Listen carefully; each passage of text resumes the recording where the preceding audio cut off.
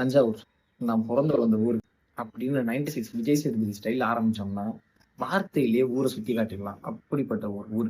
பழைய பஸ் ஸ்டாண்ட்ல இருந்து 10 கிலோமீட்டர். நீங்க எந்த பக்கம் போனீங்கன்னாலும் அதுக்கு அடுத்து இருக்கிறது பூரா வயல் மட்டும்தான்.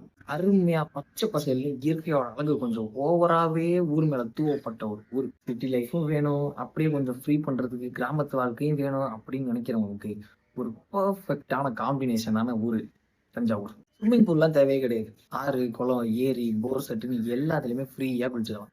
தஞ்சாவூருக்கு வந்துட்டு பெரிய கோயிலை பார்த்துட்டு திரும்பி போயிடுற எல்லாரும் ஒரு வாட்டி நம்ம கிராமத்து பக்கம்லாம் போயிட்டு சுத்தி பார்த்தாங்கன்னா திரும்பி போறது யாருக்குமே மனசு வராது.